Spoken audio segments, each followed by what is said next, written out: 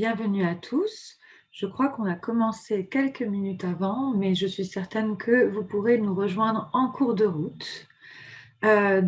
Aujourd'hui, je vais vous parler de la culture du client final ou l'obsession du user-centrique. Très rapidement, avant de commencer, je souhaitais me présenter. Je suis Amina Bourguiba, franco-tunisienne. Je suis basée à Paris et je suis principalement dans l'agilité, coach agile, expert en transformation digitale agile et conférencière à mes heures perdues. Du coup, la question d'aujourd'hui, c'était pourquoi ce sujet? Pourquoi parler de l'obsession du user-centrique? Le monde change et c'est le rapport au consommateur qui évolue aussi. Le client est roi et c'est la règle d'or pour toute entreprise. Mais le client a évolué et ses usages aussi. Un client d'aujourd'hui, il est plus exigeant, il est plus expert, c'est-à-dire que 72% des consommateurs veulent un service client plus efficace. Il est responsable. Ça veut dire que les consommateurs sont attentifs au choix des entreprises, prise de position écologique, culturelle, environnementale. Exemple, Nutella et tout ce qui est autour de l'huile de palme. Il est hyper connecté, surtout avec la génération des millennials qui a grandi avec le digital. On a un véritable engouement des consommateurs pour tout ce qui est commerce en ligne et la plus grande réussite, le plus grand témoin, c'est Amazon. Enfin, il est multicanal. Ça veut dire qu'il multiplie les points de contact entre une marque et ses consommateurs pour entrer en relation sur différents canaux. Ça veut dire au final que le client, le end user, le client final, est devenu individualiste et depuis peu, il devient omnicanal. On pourrait même parler de omniconsommateur parce qu'il utilise soit successivement, soit simultanément les différents canaux créés par une marque dans son parcours client. Site web, application, point de vente physique, email, réseaux sociaux. En gros, il cherche l'expérience client. Les parcours clients sont aujourd'hui aussi multiples que changeants. Et un seul et même client peut indifféremment passer d'un comportement à l'autre et d'un canal à l'autre. Donc, une entreprise doit mieux anticiper. Et j'insiste, elle doit mieux anticiper. Cela signifie offrir une expérience client unique, très personnalisée au end user. Pour ce faire, l'entreprise passe par des transformations digitales et 1001 nouvelles manières de travailler. La priorité, et ça est le message qui a été dit tout au long de la journée, c'est l'expérience client. Et c'est ce que l'on appelle être orienté client ou customer focused. Mais ça ne veut pas dire qu'on est forcément user-centrique. Orienté client ne veut pas dire être user-centrique. Non, en effet. Parce que l'important, c'est de réfléchir à la big picture et se poser la question essentielle avant d'attaquer le comment je vais y arriver, le comment je vais faire. Ce que nous savons de nos utilisateurs est-il suffisant pour leur apporter la satisfaction maximale? En gros, cela signifie avoir des infos. Est-ce satisfaisant pour le traitement de toutes les données qu'on a collectées? Quelle est la big picture que j'ai? Ça relève d'un autre point. Il y a quelques années, on était plutôt dans une réflexion produit et non une réflexion sur les usages et les comportements. Et il faut comprendre de quel état initial on est parti pour arriver à quel état aujourd'hui. Les usages ont évolué et ça a eu un impact. Par exemple, connaissez-vous la bouteille de ketchup? Alors, la marque ketchup, ça existe depuis 1880. Mais en 1948, ketchup a sorti cette bouteille-là. Une belle bouteille en verre, bouchon vers le haut, petite étiquette à l'avant.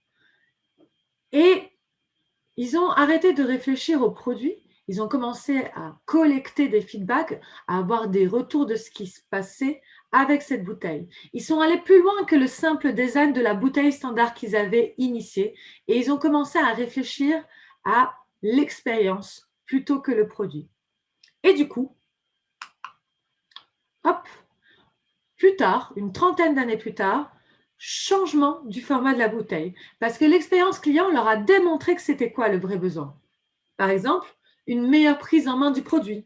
Donc, comme vous voyez, la bouteille n'est plus en forme allongée, mais elle est dans une forme un peu plus permettant de mettre les mains. Le bouchon et le liquide sont mis vers le bas et non vers le haut. Un format plus utile. On a mis en valeur plus le produit avec une étiquette plus grande. Mais surtout, on a fait en sorte que tout le ketchup sorte par le bas pour ne plus gaspiller une grande quantité de sauce qui resterait collée au fond de la bouteille. C'est-à-dire qu'avant, avec la bouteille en verre, on faisait comme ça pour faire sortir le ketchup. Aujourd'hui, on peut appuyer et la faire sortir parce qu'elle est en plastique, donc elle se casse moins vite aussi. C'était l'exemple du ketchup. Un deuxième exemple. Est-ce que vous savez qu'est-ce que le produit Newton? Est-ce que vous connaissez cette assistante personnelle avec reconnaissance manuscrite? À quelle marque a-t-il pu appartenir? Vous pouvez le marquer dans le chat si vous avez quelques idées. Une grande marque connue.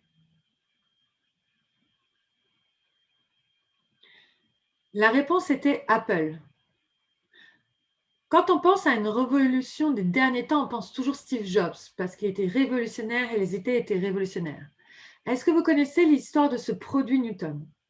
Lancement en 93 de l'assistant personnel d'Apple avec reconnaissance manuscrite grâce à un stylet. Mais en fait, ce n'était pas au point à son arrivée sur le marché. Donc seulement 200 000 produits écoulés. Et 15 ans plus tard, on se dit, bah tiens, on va reprendre ce produit, le retravailler, réadapter la technologie et on le lance. Et en fait, ça a donné l'iPad. Et c'est l'ancêtre du Newton. Ça signifie que la technologie existait, mais qu'on n'avait pas atteint le public à l'époque, car ce n'était pas adapté à leurs besoins. Alors que le iPad, avec sa simplicité, son intuitivité et les avancées technologiques, ont répondu aux attentes de l'utilisateur aujourd'hui. C'est justement ce qu'on souhaitait voir ensemble. C'est le passage d'une approche product-centrique vers une approche user-centrique. Et c'est limite aussi ce qu'on peut appeler du techno-push.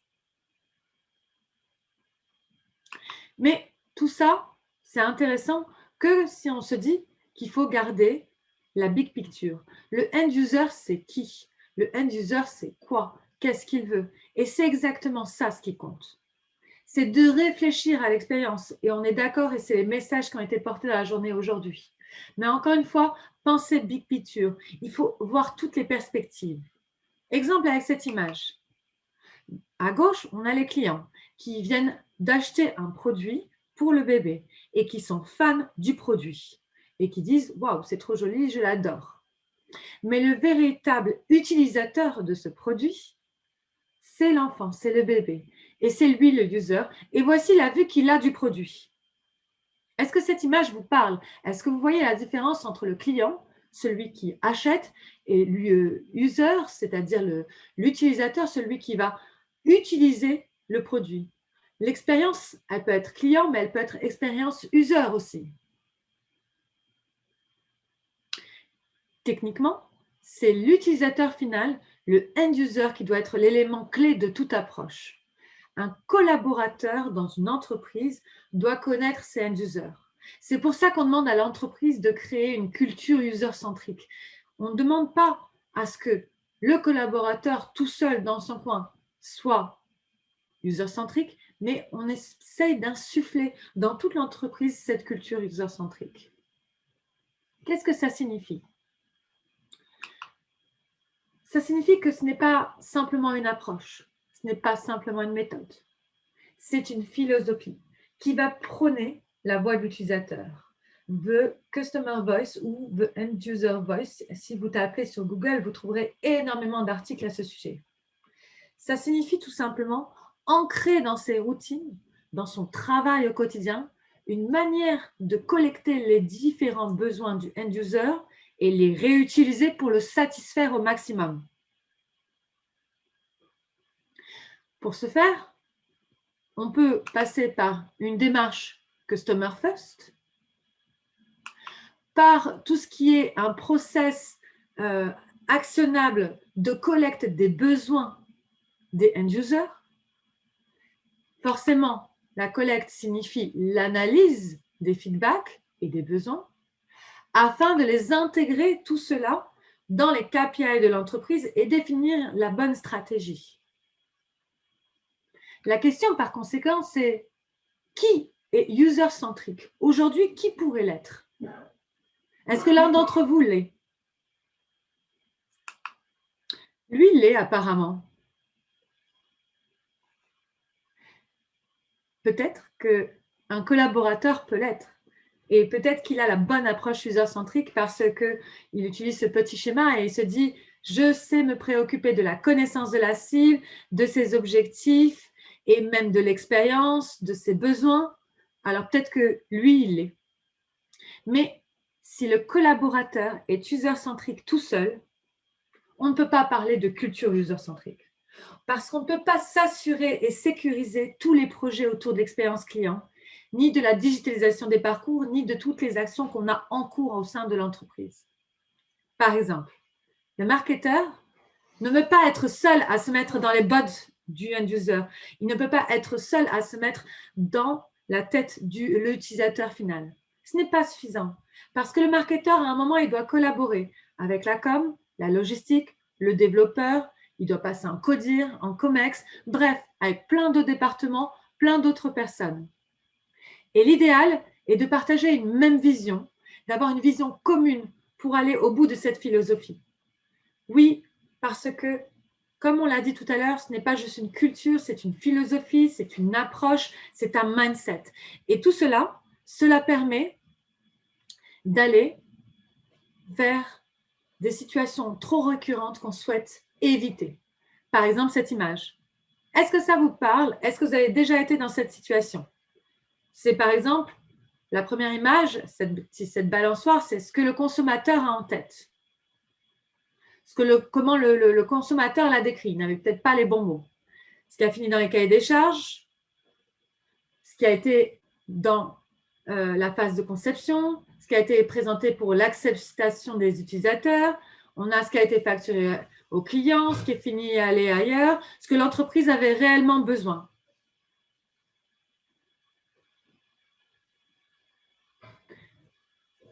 Une entreprise user-centrique et complètement alignée tente de limiter ce genre de situation où chaque département a sa propre vision, sa propre interprétation. Valoriser la voix du client tout au long du cycle de vie du produit, offre, service. Pardon. C'est ce qu'il y a de plus important. Prenons l'exemple d'Uber. À Tunis, vous avez Auto ou Bolt. Eux, ils ont choisi de positionner tout un business model autour des besoins du client.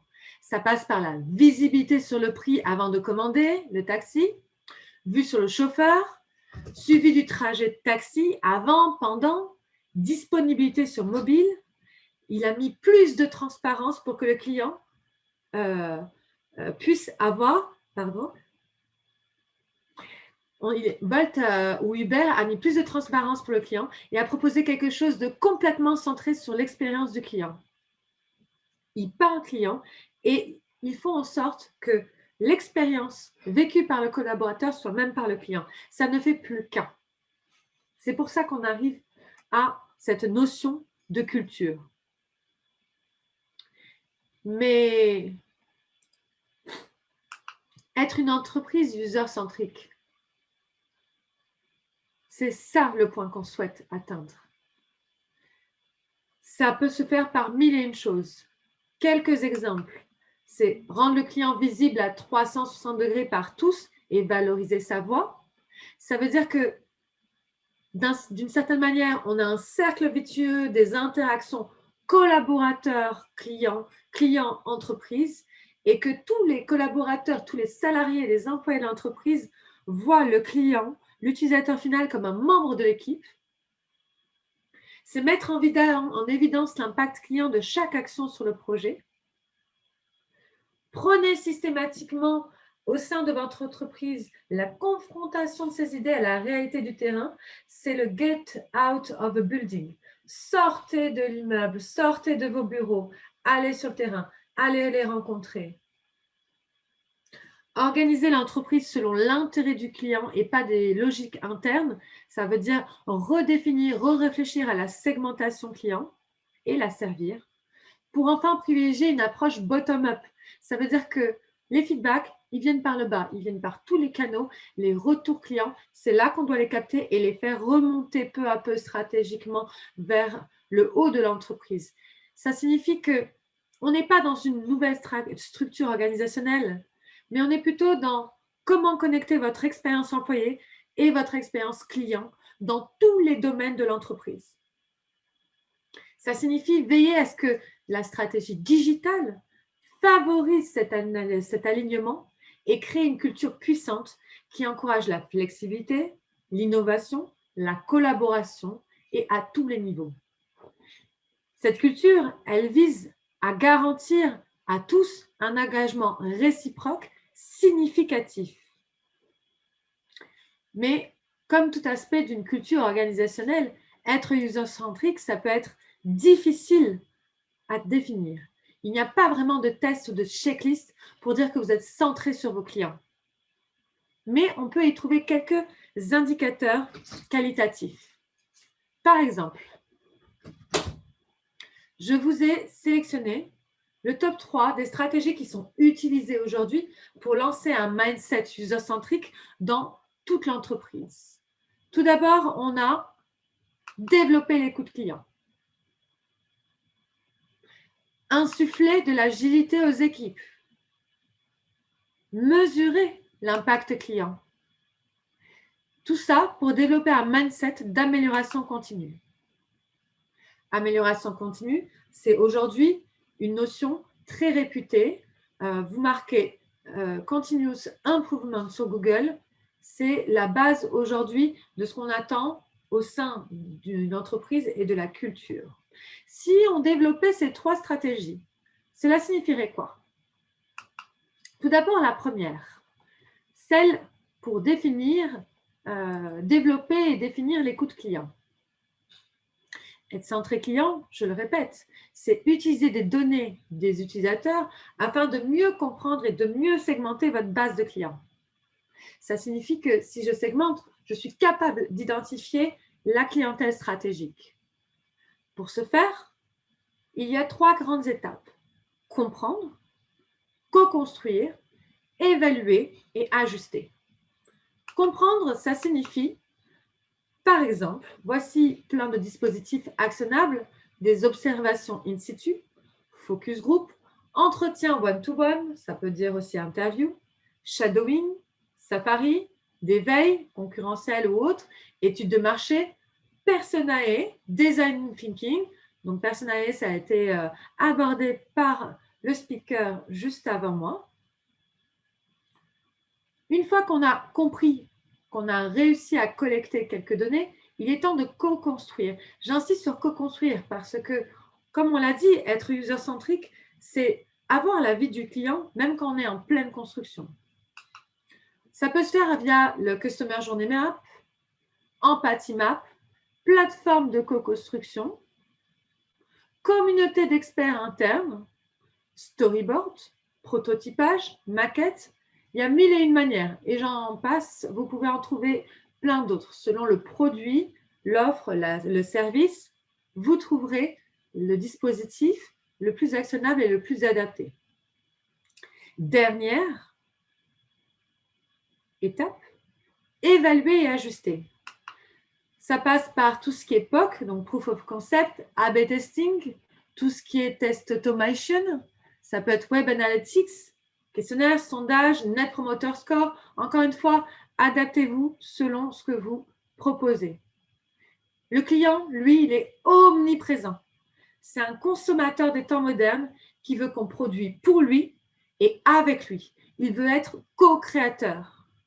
Il a vraiment envie d'être écouté et que son avis soit pris en considération. Mais attention, il a changé, il est caméléon et il est devenu imprévisible parce qu'il est à la recherche d'émotions, tous les jours une nouvelle émotion et de nouvelles expériences. Du coup, on a plusieurs leviers à notre disposition pour permettre ce type d'analyse. On a tout ce qui est qualitatif, comportement, ressenti, appétence. Quantitatif, analyse des retours utilisateurs pour contrôler tout ce qui est risque inhérent à l'innovation ou l'optimisation d'un produit existant. Et puis, on a les métriques. L'enjeu pour l'entreprise user-centrique, c'est véritablement, donc, dans la segmentation de sa base de données et l'identification des 20% de clients stratégiques à forte valeur ajoutée qui vont dégager la rentabilité. Donc, c'était l'une des premières stratégies pour développer une culture user-centrique au sein de l'entreprise. La deuxième, qui est souvent très utilisée en ce moment et qui n'est pas juste en vogue, je n'utiliserai pas le côté buzzword, mais qui commence à devenir standardisé dans la plupart des entreprises, c'est insuffler la méthodologie agile aux équipes. Pourquoi agile? Parce que l'agilité, ce n'est pas juste une méthodologie, c'est un mindset, c'est un outil pour servir la culture user-centrique. Pourquoi? Parce que être agile, c'est travailler pour le end-user, c'est maximiser la valeur de chaque développement pour une seule chose, sécuriser, assurer la satisfaction du end-user. Donc, cela peut reposer sur plusieurs arguments. Étant donné que je suis une passionnée de l'agile, j'ai choisi d'en avoir que 4 que j'estime les plus parlants. Le premier, c'est développer la notion de product owner au sein de vos équipes au lieu de celle de chef de projet. Pourquoi? Parce que c'est un rôle dédié à représenter la voix du end-user. C'est-à-dire que être product owner, son métier, c'est de collecter des feedbacks, les trier, les analyser, les prioriser, les remonter, en discuter avec les sponsors, les contributeurs, le management, pour définir qu'est-ce qu'on fait ou pas. Et c'est un rôle à 100% dédié autour de la voix du client. On a donné du rythme pour créer des petits bouts de produits par itération.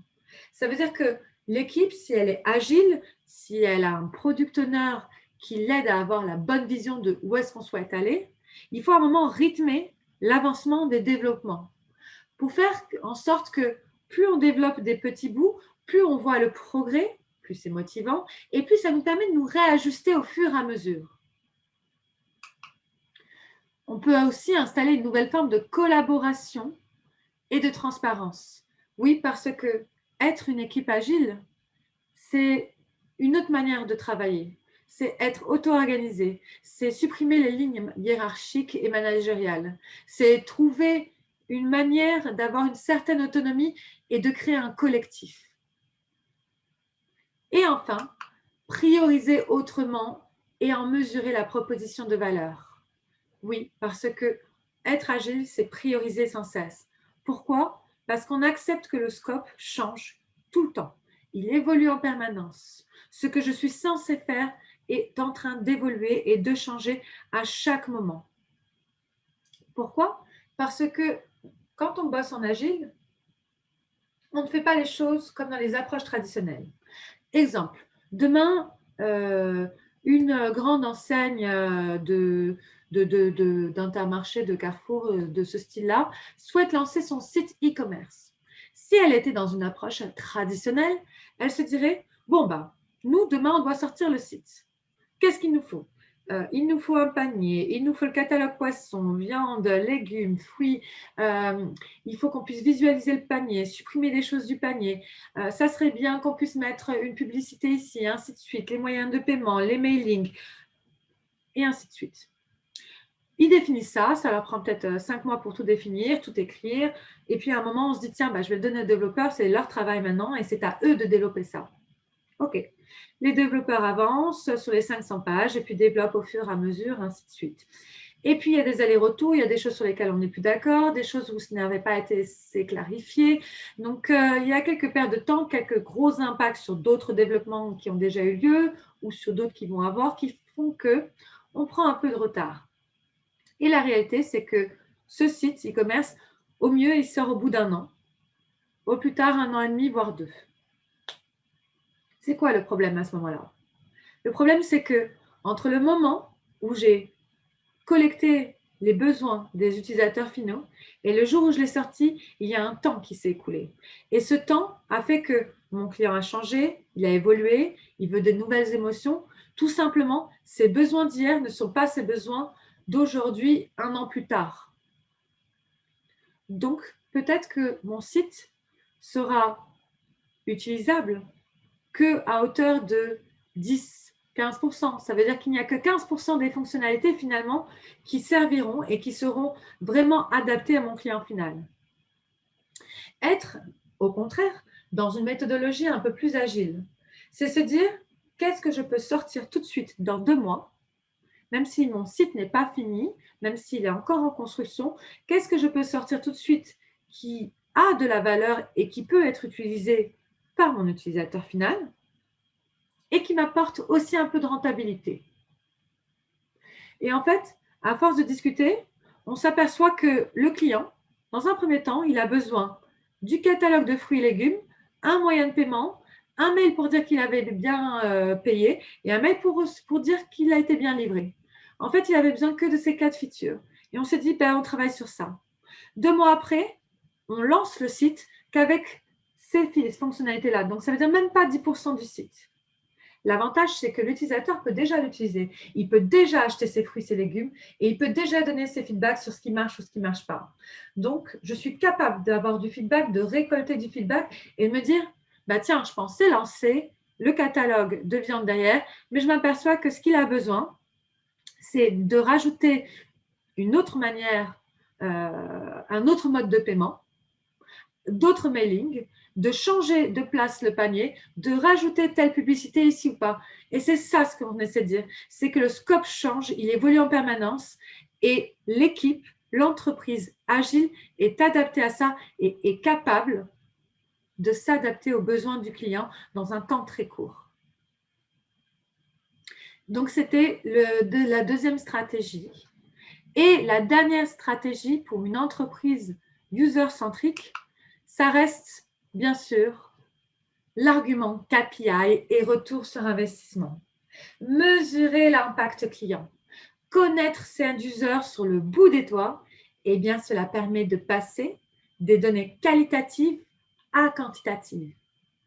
Quelle est la valeur de mon end-user? La segmentation de ma plus grosse clientèle, quelle est sa valeur? La formule, elle est connue, elle est universelle, c'est la valeur vie client, qu'on appelle Customer Lifetime Value. Alors, le Customer Lifetime Value, elle est égale à la valeur client, qui est mon revenu mensuel du client, fois la durée de vie moyenne. Pour le détail, la valeur du client, c'est la fréquence d'achat fois le panier moyen. Donc, vous avez les formules en bas à gauche sur l'écran. Et la durée de vie, c'est entre 1 et 3 ans. C'est juste en bas de l'écran à droite. Certains l'utilisent en années, d'autres l'utilisent en mois. À vous de choisir. En tout cas, il faut se dire que être user-centrique, c'est aussi avoir une perspective financière. C'est un avantage direct qui commence dès que votre approche client devient plus pertinente. Être user-centrique, ça permet de reconnaître plus facilement les opportunités de croissance. Oui, parce que les opportunités de croissance sont beaucoup plus simples à déceler quand elles viennent de vos clients. Face à des clients insatisfaits, une entreprise classique cherche à se justifier ou s'excuser. Et des fois, du coup, elle passe à côté d'une opportunité de nouveau business. Par exemple, une entreprise d'électronique, peu importe laquelle, sonde régulièrement ses clients et s'aperçoit que la majorité sont des femmes et qu'elles préfèrent avoir de l'aide pour installer ces équipements électroniques dans leur maison. OK, si cette entreprise n'avait pas sondé, si elle n'avait pas fait des retours pour avoir du feedback, elle aurait pu passer à côté de cette extension d'activité qui est offrir l'installation à domicile. Donc, une nouvelle opportunité d'un nouveau business. Une stratégie d'entreprise user-centrique, ça augmente systématiquement la satisfaction du client. L'un des objectifs de la user centricity est de savoir ce que vos clients apprécient ou non, afin d'adapter vos produits pour mieux répondre aux besoins. Et en gros, tout ça, c'est pour éliminer les sources de frustration et d'irritation.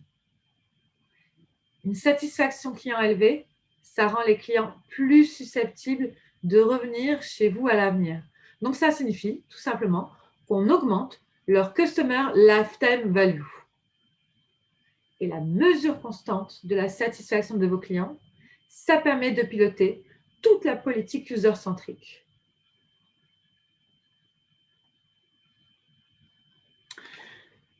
Pour conclure,